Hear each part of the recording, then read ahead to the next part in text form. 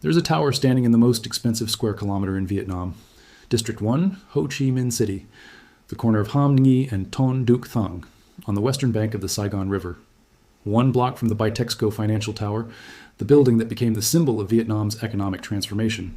2 blocks from the city's central business district, a 42-story, 185-meter tower. Built on 6,800 square meters of prime land that the city's own development authorities describe as irreplaceable. Construction started in 2007. The building was supposed to be finished in 2009.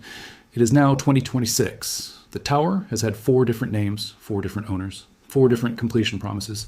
It has been mortgaged, seized, auctioned, failed to sell at auction, transferred to a new company, given a new glass facade, renamed again, linked to the biggest financial fraud in Vietnamese history, and, as of this year, is the subject of a petition to resume construction filed from inside a detention center by a woman who has been sentenced to death. The building is called IFC 1 Saigon today. Yesterday, it was called Saigon 1 Tower. Before that, it was called Saigon M&C Tower. The frame has been standing, exposed to the tropical heat and monsoon rains of Ho Chi Minh City for 13 years without anyone finishing it. 13 years. In a city that is adding 3 to 4 new skyscrapers to its skyline every year. In a location worth more per square meter than almost any other in Southeast Asia. The building is 80% complete. It has been 80% complete since 2012. And here is the number that connects the unfinished tower on the Saigon River to the trial that paralyzed Vietnamese real estate, collapsed a major commercial bank, and produced the largest financial fraud conviction in the country's history. 27 billion, that is the total financial damage caused by Truong My Lan, the chairwoman of Van Thinh Phat Group, the woman whose network of companies eventually controlled the building now called IFC 1 Saigon, whose arrest in 2022 stopped the last attempt to finish it, who was sentenced to death in April 2024, who filed a petition from detention in October 2025 to resume construction of the building whose completion she had already failed to deliver twice. That is the beginning. This is the rest of the story. Here's what the fresh glass panels installed on the building's exterior in August 2022 do not explain. When Vivaland, the developer linked to Van Thinh Phat that took over the building in 2021, installed new glass cladding on the Saigon 1 tower frame, the local press covered it as a revival. New glass was going onto a building that had been abandoned since 2012. Market commentators told Vietnamese newspapers they believed the project would finally be completed. The building had a new name, IFC 1 Saigon. An architectural firm had been retained. Mamply plus Siri Architects, an award-winning practice whose design concept was inspired by dragon scales. The new facade pattern was elegant. The glass reflected the Saigon River light differently, from the street, from the river, from the Bitexco Tower across the street. The building looked like it was finally becoming what it had been designed to be. Here's what was happening simultaneously, inside the system that funded the new glass. Truong My Lan, the 67-year-old chairwoman of Van Thinh Phat, whose group was the beneficial owner of the entities controlling the building, had, between 2012 and 2022, illegally directed 2,500 loans from Saigon Commercial Bank using fake companies, fabricated collateral, and a network of approximately 1,000 front entities. The loans produced losses of $27 billion. That number is equivalent to 6% of Vietnam's entire 2023 GDP. It is larger than the combined annual economic output of most of Southeast Asia's smaller economies. It dwarfs the $10 billion that FTX founder Sam Bankman-Fried was convicted of stealing from customers. It is, by most measures, one of the largest financial frauds committed by a single individual in recorded history. The glass, going onto the Saigon 1 tower frame in August 2022, was funded by a system that was simultaneously collapsing. The glass was installed. The building looked like it was being finished. 2 months later, Truong My Lan was arrested. Saigon Commercial Bank was placed under special control by the State Bank of Vietnam. The construction that the new glass was supposed to announce stopped immediately, and the building that had been 80% complete in 2012 remained 80% complete in 2022, 10 years later, at a different ownership structure, under a different name, with new glass on the same abandoned concrete frame. This is the story of how a building on the most valuable corner in Ho Chi Minh City became the physical record of everything that went wrong with Vietnam's real estate and banking system, and why, 2 years after the largest fraud conviction in Vietnamese history, the building is still standing exactly as it was when the handcuffs went on. Start in 2007, Ho Chi Minh City. Vietnam is in the middle of the most intense period of economic growth in its modern history. The country joined the World Trade Organization in January 2007. Foreign direct investment is flowing in. International banks are opening offices. The real estate market in Ho Chi Minh City is generating returns that attract both domestic and foreign capital at rates that seem, in 2007, to justify almost any development ambition. the Bitexco Financial Tower, the building that will eventually become the most recognized skyscraper in southern Vietnam, is under construction nearby. The developer behind what will become IFC One Saigon is a company called Saigon M&C Real Estate Joint Stock Company.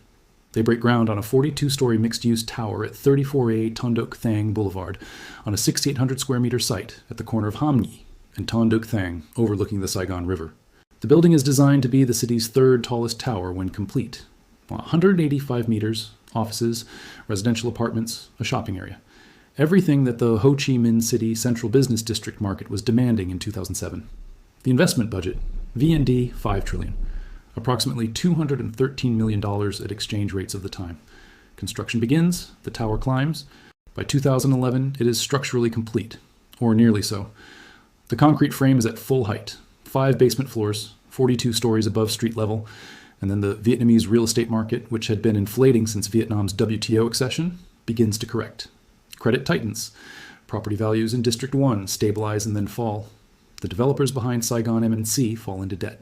The contractors stop being paid. The construction workers leave the site. The tower stands empty at the corner of Ham Nhi and Ton Duc Thang, its bare concrete frame facing the Saigon River. Exposed, unfinished, in the most expensive square kilometer in Vietnam, where it has been standing ever since. Here is what the tower's first decade of abandonment does not explain. Between 2012 and 2021, the building passed through the hands of a government debt recovery agency, was auctioned once, failed to sell at that auction, accumulated debts exceeding VND 7 trillion, approximately $265 million, and became what Vietnamese financial journalists began calling one of the most prominent examples of bad debt made physical. A skyscraper-sized, non-performing loan, sitting on prime land, in plain view, for everyone who worked in the District 1 financial district to see every morning when they walked to their office. The Vietnam Asset Management Company, the state agency created specifically to absorb and resolve the country's accumulation of bad debt from the 2011 property crash, took over the building in 2017. VAMC prepared to auction it. The auction was held. No buyer emerged willing to pay what the building's debt obligations required. The auction failed. The building remained. In 2019, Viva Land Investment and Development was incorporated. It had a charter capital of 2 trillion VND, approximately 85 million. It had connections, that investigators would later document, to the network of entities controlled by Truong My Lan and Van Thinh Phat Group. In 2021, Viva Land took over the building. The building was renamed IFC One Saigon, International Finance Center One Saigon, a name borrowed from the prestige anchor towers in Hong Kong and Shanghai. A name positioning the building not as a troubled legacy asset, but as a future global financial hub address. The glass installation began. The architectural renderings were published. The press releases went out. The market believed. For 2 months. Then Truong My Lan was arrested. Stop here. Because what Truong My Lan actually built, the financial mechanism that funded Van Thinh Phat's real estate empire, including its eventual control of the building now called IFC One Saigon, is the part that the glass facade and the dragon-scale architectural renderings and the IFC One Saigon press releases were designed to obscure. Here is what the Van Thinh Phat fraud actually was. Between 2012 and 2022, Truong My Lan controlled Saigon Commercial Bank, not as its official owner, which would have been legally prohibited, but as its de facto controller, operating through a network of nominees and shell structures. She controlled approximately 91.5% of SCB's shares through this network of fronts. From that position of control, she directed the bank's loan officers. She caused the bank to issue approximately 2,500 loans. The borrowers on those loans were, in many cases, companies she controlled. The collateral for those loans was, in many cases, property she controlled, property whose valuation was fabricated by appraisers working within the Van Thinh Phat system. The money from those loans was directed back into the Van Thinh Phat empire, to fund property acquisitions, to fund construction, to fund the lifestyle infrastructure of a real estate group that, at its peak, owned major hotels, office buildings, and development projects across Ho Chi Minh City, Hanoi, and Da Nang. Including the entity that eventually took over the building now called IFC One Saigon. Think about what this means in physical terms. A bank takes deposits from ordinary Vietnamese citizens. Those deposits are converted into loans by a controller, who's operating the bank for her own benefit. The loans go to entities that exist on paper, but have no independent economic purpose. The money flows into real estate projects. The real estate projects are used as collateral for more loans. More loans produce more money. More money funds more acquisitions. The system runs for 10 years, at scale, $27 billion in total losses, spread across 2,500 loan transactions, through approximately 1,000 front companies. The ordinary depositors who put their savings into Saigon Commercial Bank did not know. The bank officers who signed the loan documents, some of them complicit, some of them coerced, some of them simply unaware of the full picture, signed them anyway. The regulators who were supposed to catch a single individual controlling 91.5% of a licensed commercial bank did not catch it for 10 years. And the buildings that were built or partially funded through this mechanism, including the 42-story frame on the Saigon River that Viva Land was trying to finish when the arrest came, are now the physical geography of a financial crime. Real estate that you can see from the street, that photographs well from the river, that has had 4 names, that is still not finished. Here is what the death sentence does not explain. On April 11th, 2024, the Ho Chi Minh City People's Court convicted Truong My Lan. The panel of 3 judges and 2 jurors rejected all defense arguments. The verdict read directly into the record. The defendant's actions eroded people's trust in the leadership of the party and state. The sentence, death. 85 others were convicted alongside her. Her niece, Truong Hue Van, who served as CEO of Van Thin Phat, 17 years. Her husband, Eric Chu Nap Ki, 9 years. Multiple bank officers, government officials, and real estate executives, sentences ranging from 3 years to life imprisonment. The death sentence for a fraud conviction is extraordinary, even in Vietnam's criminal justice system, which applies capital punishment more broadly than most countries. The court's explanation was specific. The scale of the fraud, the sophistication of the scheme, the duration of the deception, the impossibility of full financial recovery, no possibility of the money being recovered. Truong My Lan, at the final session of her first trial, appeared to tell the court she had considered suicide. She appealed. In October 2025, while on death row, while her appeal was still being processed, she filed a petition to the Ho Chi Minh City People's Committee. The petition asked for approval to resume construction of IFC-1 Saigon. The woman sentenced to death for a $27 billion fraud, writing from detention, asking the city she defrauded for permission to finish the building that her fraud network had controlled. The Ho Chi Minh City People's Committee forwarded the petition to the Department of Construction for review. As of May 2026, that review is ongoing. The building is still not finished. It has been 80% complete since 2012. Both things are true about the building at 34A Ton Duc Thang Boulevard in Ho Chi Minh City. By any measure of architectural and economic significance, it is one of the most strategically placed unfinished buildings in Southeast Asia.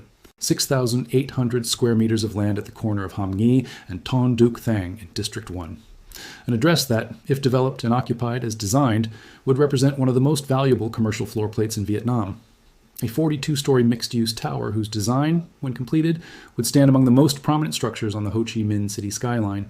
A building 80% structurally complete, its concrete frame built, its basement floors excavated and finished, its mechanical core largely in place, representing an existing investment of hundreds of millions of dollars that has not been written off or demolished precisely because the physical structure is real, finished to a high degree, and occupies land whose value keeps rising every year. The building stands empty. A building that the city of Ho Chi Minh City needs to resolve, because a 42-story unfinished concrete frame in the heart of District 1 is not simply a financial problem. It is a physical statement about what the city's financial and regulatory systems allowed to happen for 2 decades. And it is also a building whose construction began in 2007 and stopped in 2011. That has been 80% complete for 14 consecutive years. That has accumulated debts exceeding VND 7 trillion.